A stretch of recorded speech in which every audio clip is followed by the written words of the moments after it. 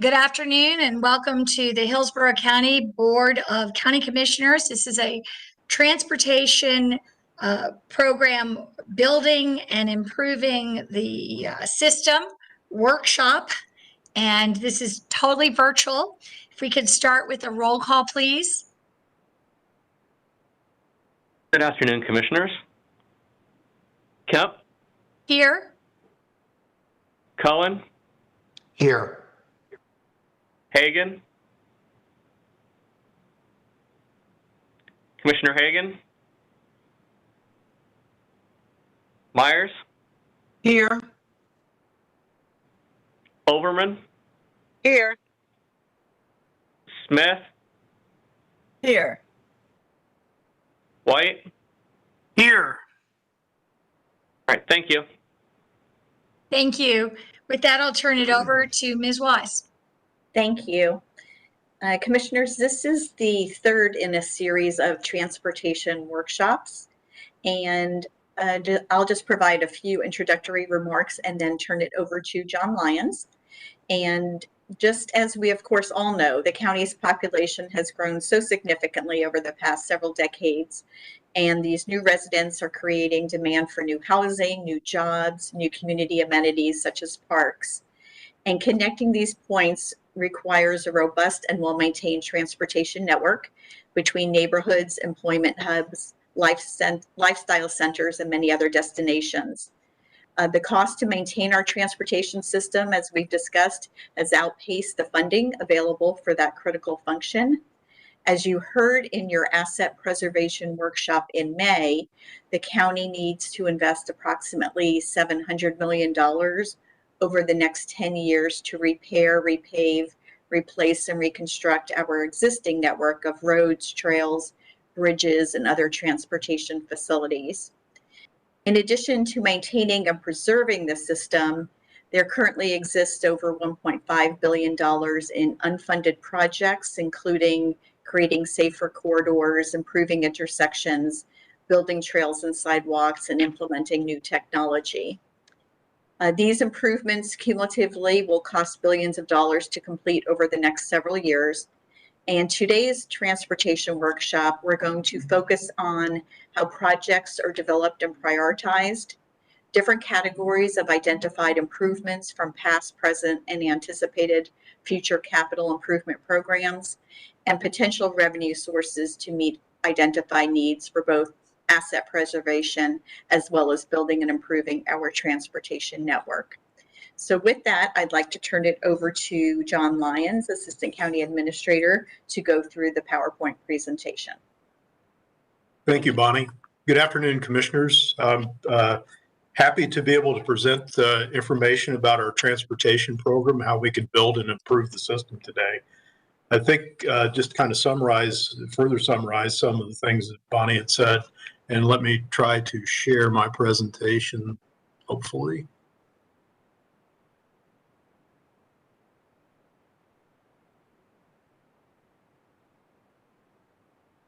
Let's see, maybe I'm sharing the wrong slide.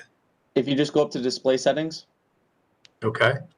Click that for me, and then yep. Swap. Perfect. How's that? Excellent. Thank you. Okay, great. Thank you very much.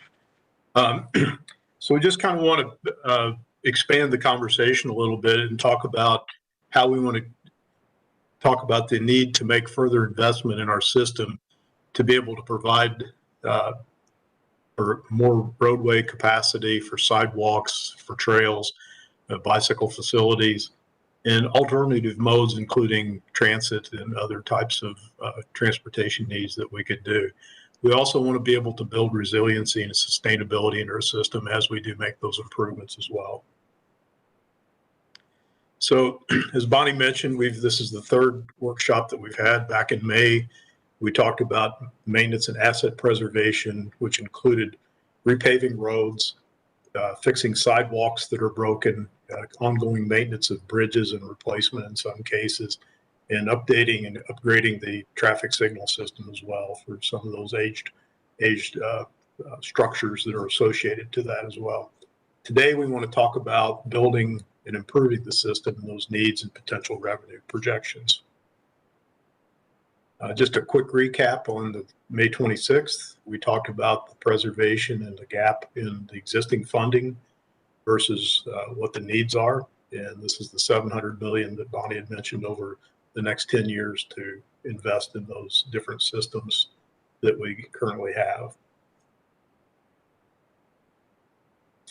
As we build and improve our systems, we have 1.4 million. I guess the latest numbers I just saw was probably closer to 1.5 million people in the county. It's a hard number to keep up with.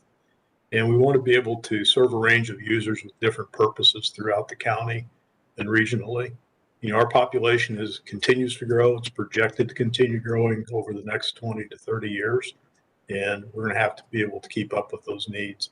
The student population in the schools are growing. Hopefully we can create more ability for some of those students to walk to school as opposed to being car riders, which hopefully take a little bit of relief off the system. The employment centers continue to grow, and there's a lot of freight moved through the port as well. So the real outcomes of the building and improving the system are to improve the safety, which includes safety for all users, the pedestrians, the bicyclists, the vehicles, the goal to meet the Vision Zero, which means no fatalities. And we want to reduce the severity of any crashes that do occur as well. We want to enhance the mobility for all and connect to land use patterns. I know there's a lot of discussion about future land use and how we tie this to the transportation system. We also want to be able to provide congestion relief in the form of either adding capacity as needed, complete street projects, technology implementation, and traffic signals that help move the traffic through the system and have a reliable and efficient system as we work through it. So the foundation of everything that we do is metrics, community, and board input, and funding, and that equals our capital improvement program. This map represents, as it transitioned in, it's showing the employment centers. It's showing our road network system, including some of the state roads with the areas of higher congestion as we know them today, and areas of more crashes. And within that helps build a metric-driven system to be able to set some of the priorities as we move ahead. The outcomes, again, are metric-driven. We're looking at crash data routinely. We get that information from law enforcement. We're looking at multimodal options by looking at the HART's Transit Development Plan. We're evaluating communities of concern where those folks may not have opportunities to have cars, and be able to help work with HART to be able to build a system that's functional for them as well. We want to look at population and employment centers, potential redevelopment areas.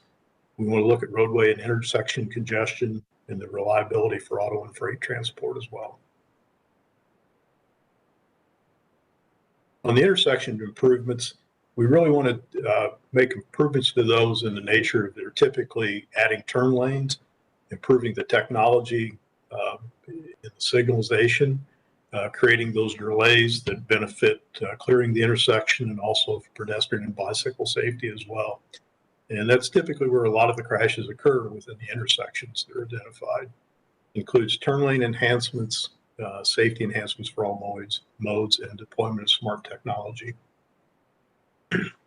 Again, we're looking at metric-driven data. We're looking at areas of congestion. We're looking areas of crash severity. And these are the intersection projects that we've programmed that we're suggesting to be programmed into the future as well. We've identified $415 million worth of projects that we know we have needs about, which is about a total of 178 intersections.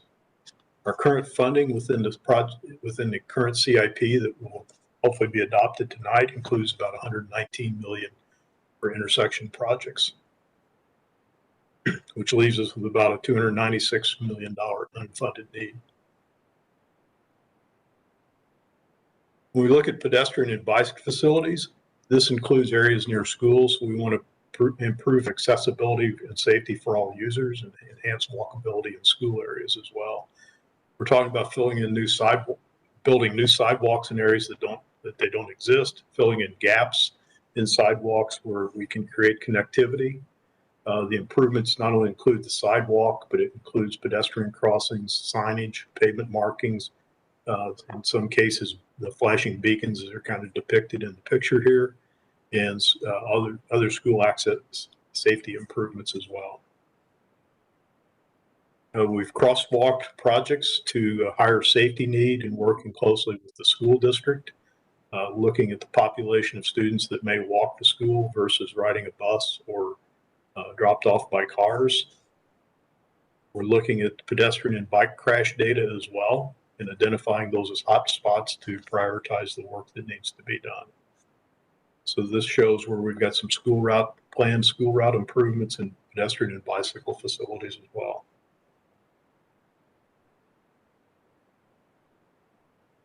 So we currently have identified about $238 million worth of projects. And the $238 million, in addition to the complementary equipment that goes in there as well, would add about 278,000 feet of sidewalk or about 53 miles to the system with $238 million of funding. Our current project funding within the adopted CIP or the to-be adopted CIP is about $42 million. And so there's an unmet need of about $196 million. The trail projects, it's to connect to destinations, it's to expand mobility options, kind of that first mile, last mile type of thing, potentially to a transit route. It includes trails and multi-use paths for recreation, commuting, and those last mile connections. This plan is based on the Greenways and Trails Master Plan, which was developed back in 1995, and it's in serious need of update. It's a lot of the trails that are shown here are predicated on the availability of TICO corridors. TICO is, they want to be selective about the corridors that potentially trails could go into because of security, safety, and their need to be able to develop those corridors for power transmission. We've identified, based on the Trails Master Plan, about $273 million worth of needs, which develops about 100 miles of trail within the system, which connects to Pasco, to Pinellas, and south to Manatee County as well, plus interconnectivity with the cities within the county. In the current CIP, we have about $10 million of funding allocated to some projects primarily in South County. And so we have a difference of about $263 million. On our complete streets and road capacity projects, these serve the entire population and employment centers. We want to relieve congestion and improve efficiency, reduce crashes, enhance safety, and enhance multimodal options as part of those projects as well. Those improvements include access management, safer options for all modes, and additional lanes in some cases. And we've depicted here at Covington Garden down in South County where we've created a dedicated bike lane delineated as a lower speed road, and so it has the delineators separating. It qualifies a buffered bike path. On Nature's Way, that was a internal collector road out in the Bloomingdale area that we converted over through a road diet process. We created these medians that the HOA is taking care of now. They've planted flowers and sod, and so they're taking care of maintaining that. We've also reduced the speed limit and created a dedicated bike lane in both directions on this project. And also depicted is in a very congested area in the Bloomingdale area again, a road widening project at Bell Shoals Road that goes from Boyette Road up to Bloomingdale. In addition of 2 lanes, turn lanes, we've created some access management to improve safety through that corridor as well. And it does include continuous sidewalk and bicycle lanes as well.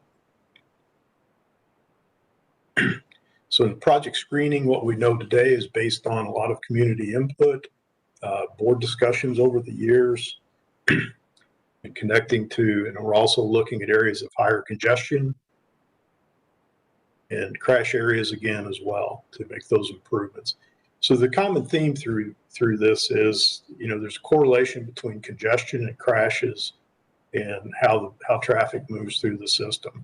And so part of that is that, safety is always a component of any of the projects, and we try to tie to that. We also want to look at speed management as well.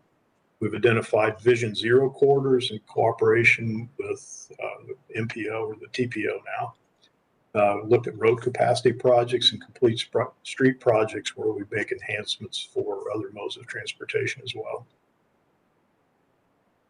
There's about $900 million of identified projects of the varying types.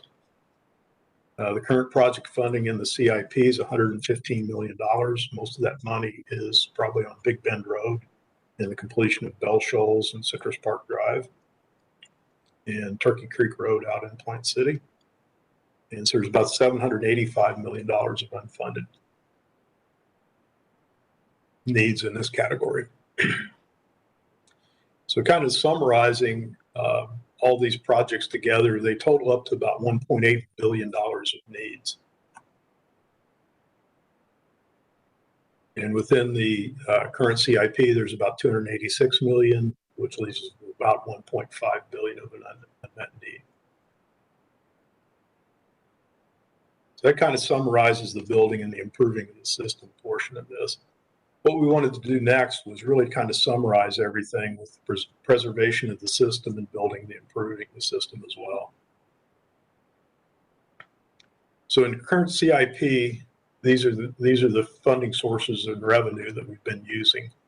The fuel tax, the mobility fees, there are still some impact fees that come in. There's a little bit of general fund and community investment tax. There are some grants such as the build grant that we've got on Big Bend Road. Long-term financing, the projects that the board approved this spring to use the bond issuance on about around $200 million, and other funds that could come into play as well, as sometimes we have available CDBG funds that we can use as well. Our current revenue projections over the next 10 years only totaled about $236.5 million. 75 million in mobility fees, and that's really beyond the existing CIP because we've already programmed the next 6 years of mobility fees into the current CIP that's proposed for this evening. We're looking to target about 10 million a year in grants, aggressively pursue grants to the extent that we can, and then fuel tax allocation, which primarily goes to a lot of the asset preservation projects. So if we kind of lay all this stuff together, we're showing the current needs over 10 years to be about $2.2 billion, including the preserving the system and building and improving the system as well. The 10-year revenue projections are about $236 million. So that leaves us with about a $2 billion unmet need.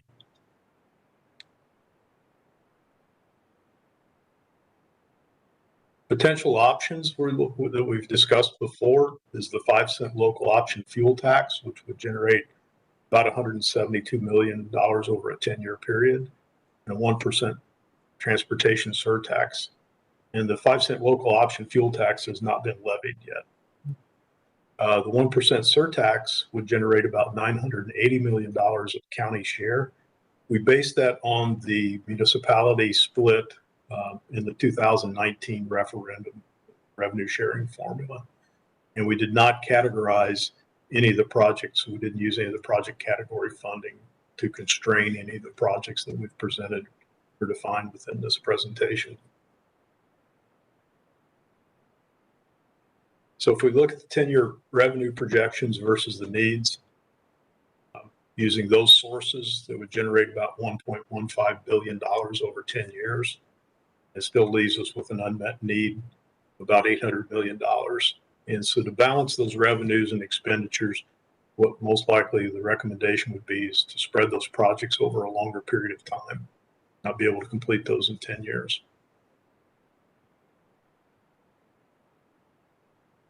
So then this is the balance of that, where we would use those options. And so in building and the improving the system, we would push some of those projects out to future years beyond the first 10 years.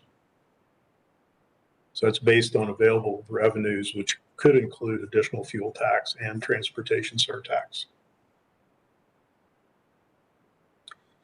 We wanted to present a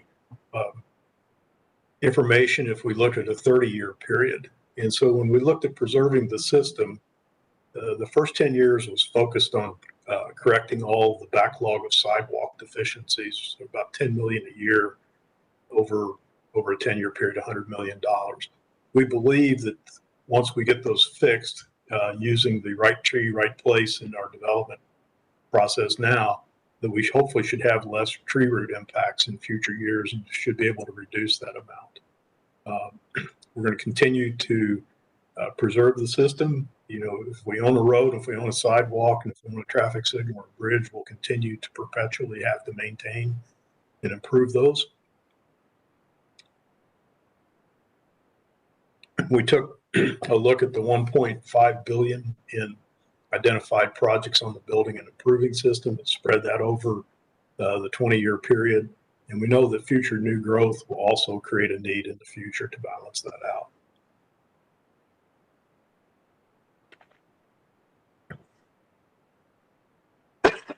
Excuse me. So if we lay up the existing revenue plus new sources, we can balance that over a 30-year period. So kind of summarizing, excuse me for a second. We want to continue to for the 10-year program, which is really the near horizon. We want to continue to prioritize projects. We want to develop projects that achieve the Vision Zero goals. We want to improve safety. We want to be able to get ourselves more multimodal ready through that process. We want to make projects shovel ready in case there is infrastructure funds that come from the state or federal level as well. We want to make sure that we have complete community coverage, and we're covering all areas of the county as well, communities of concern. We want to, as I mentioned before, we want to update the Trails Master Plan so we can really get our hands around that and identify and prioritize projects in that area, and also create master plans for some of the other safety projects as well. And as always, we need to get community and BOCC input through that process. Next steps kind of as well. We've scheduled the town hall meetings in the next few weeks. And so these are scheduled to come up. We're planning on having kind of an open house format, still working on that. And I'll get some feedback from the board as well on that. And that concludes the presentation. Thank you. Thank you very much. Did Ms. Wise, did you want to say anything else about this? No. Okay, we'll just go right to board discussion. And with that, I don't see any hands raised. I just thank you for, I think it was a very good presentation, a good overview, and a good sense of where we are, where we stand, and kind of what we're looking at. So I think that was a good breakdown for me. Commissioner Smith, you recognized?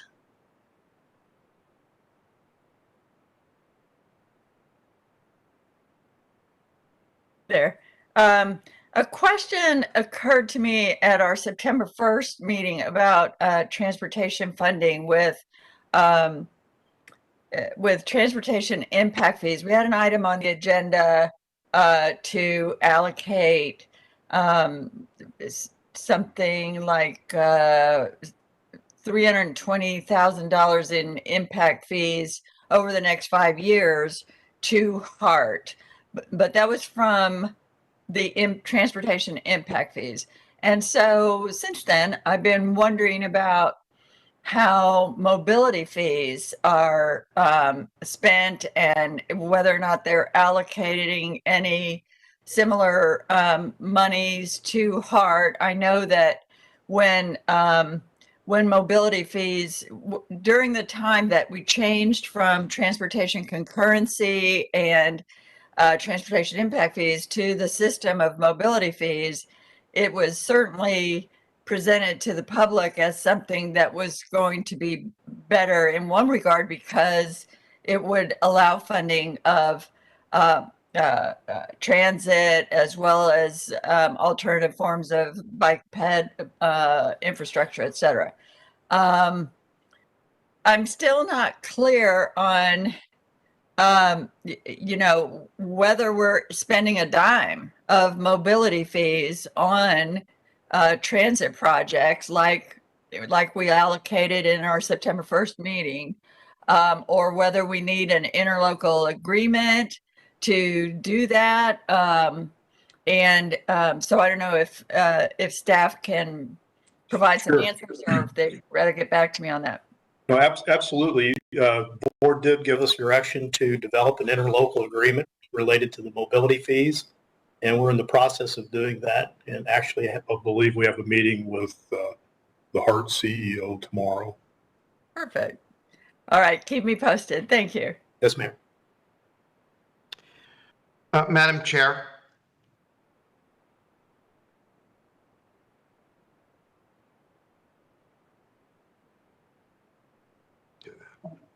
Mr. Chair?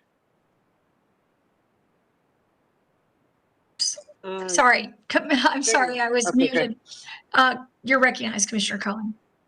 Oh, thank you very much. I'm a little bit concerned about having these meetings in October. I'm not sure what it is. I'm not sure what it is we're going to be putting on the agenda for people to comment on at this point. And I'm a little concerned. I mean, we have had so much going on. We have had so many public meetings lately on so many different topics. I'm concerned about where this sort of fits in to the overall strategy related to next year's referendum. I mean, I know Commissioner Myers said she's going to introduce that when the time is appropriate, but how does having this now fit into that? And I'm just wondering if we shouldn't do it after the first of the year, but if anybody has any thoughts on that, and maybe I'll ask Commissioner Myers particularly, just if you have some thoughts on that. When we set this originally, I don't know that we realized how jam-packed the fall was going to be.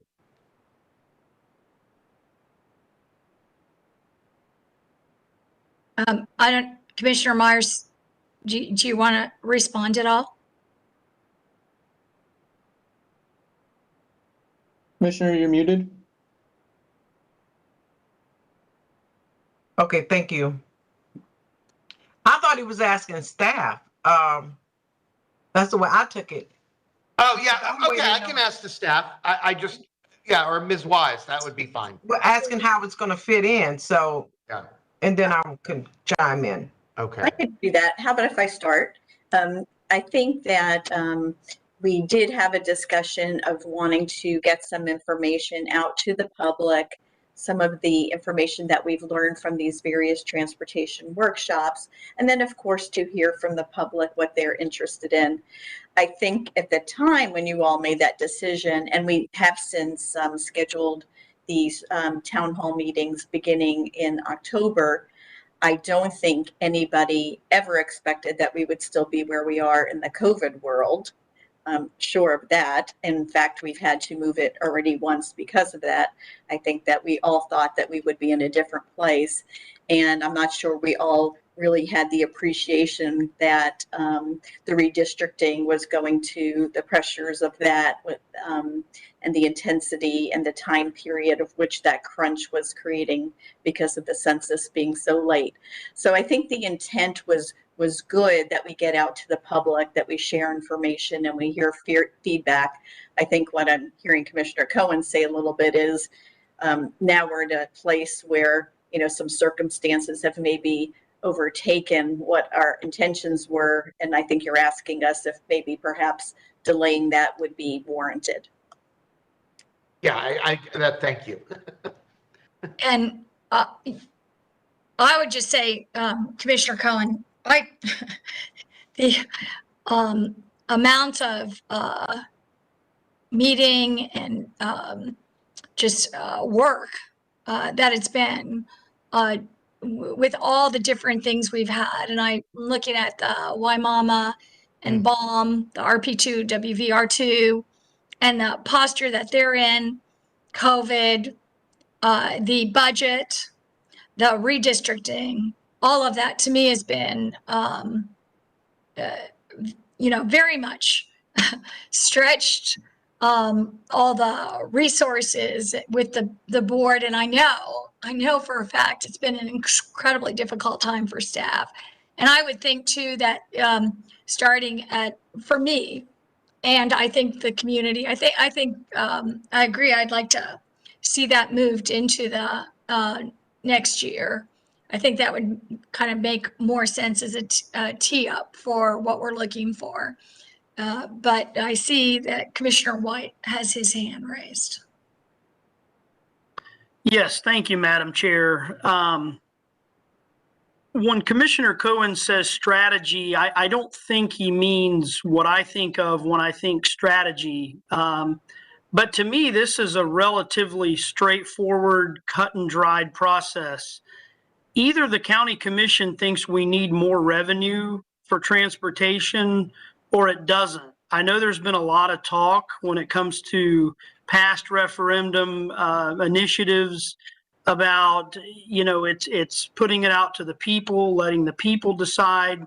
But for the county commission to even ask the question on the ballot is a function of whether or not the county commission agrees that we need more revenue for transportation. Staff has spelled out what the needs are. Obviously, the needs are voluminous. It seems to me that it would take, probably the better part of 20 years worth of a referendum to pay just for the current needs that we have within Hillsborough County. I'm fine with going out next calendar year because, frankly, we have been taking a lot out to the public with what Commissioner Kemp said, WVR2, RP2 in the BOM Waimama area, redistricting. We've had a lot going on. So if we want to go out next year, I think that's fine. And I think county staff's position should be that they show what the county's very real needs are when we go out to the community. With respect to any proposed transit funding or transit projects, HART is this county's transit agency. If HART wants to tag along with county staff and talk about what HART could use in terms of transit funding and spell that out to the public, I think that's great. But, the county has 20 years worth of needs, if not more, if not the entire 30 years of a referendum to go out and talk about. And if the board decides that it wants to do a referendum, it's going to ask the people if they agree. And secondly, it's going to be a function of showing them the needs of the county and giving them an opportunity to weigh in on that. So I guess just to summarize, it's the county expressing what we need to see, just in terms of protecting our existing infrastructure. You've seen the needs there, along with the added capacity that we need with respect to roads. And if transit's going to be a part of the discussion, maybe HART's invited to the table to go out and express their needs. That's my 2 cents worth.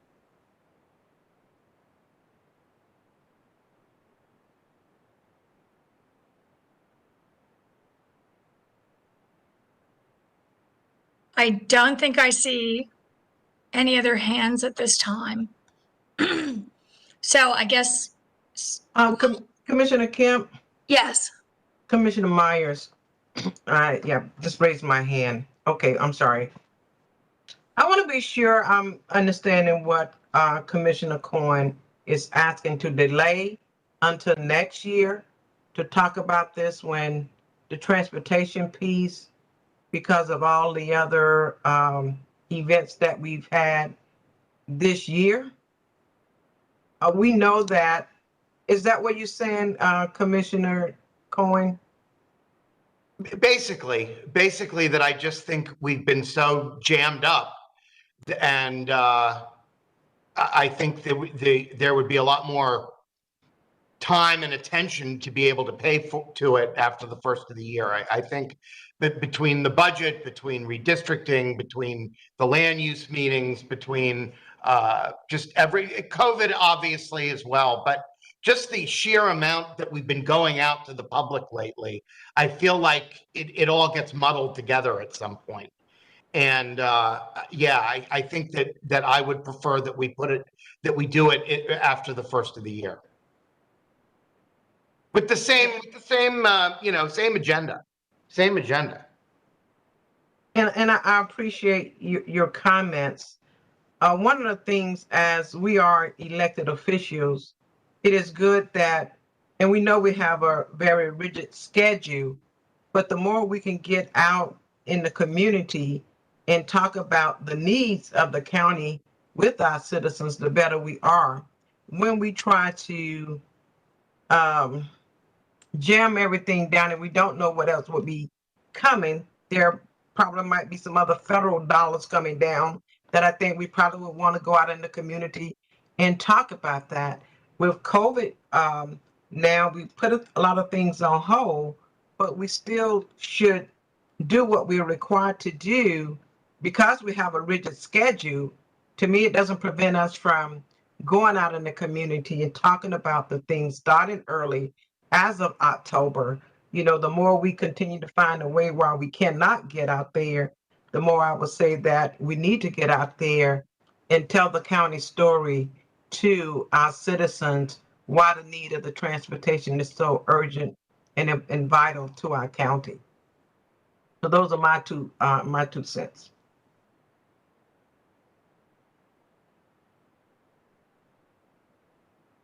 Okay, I do not see any further discussion at this time. I assume that the commissioners that have their hands up here just haven't taken them down because they've spoken. So seeing no further discussion, I think we can adjourn. And if there's some sentiment for that, and it can be brought back to a meeting for us to maybe relook at that as a schedule. And I frankly, yes. Madam Chair, this is Commissioner White. May I interject? Sure. Okay. You're recognized. I think staff frankly deserves some direction as to whether or not to hold these public meetings subject to the timeline that they've shown us in their slides and presented to us, or if the board wants to go more the route of what Commissioner Cohen has suggested and delay them to the new calendar year. So I think an important outcome of this workshop would be to give staff direction on that issue. I think that's only fair to them. I know we don't normally do motions and votes at workshops, but you could certainly ask for a head count in terms of consensus or something like that. But I do think that staff should have that direction before we adjourn. Okay, I could try that. I don't necessarily disagree, but it was really the not taking a vote. So I guess we could just have those weigh in. And again, I was just about to finish too, saying I've been.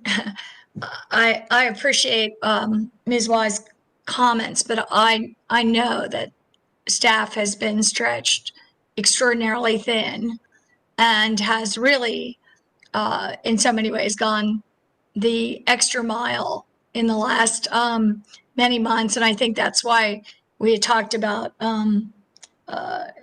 bonuses or raise or recognition, because there's just been such extraordinary dedication. I would be very much supportive of, because of the reasons that I stated before, moving it into the new year.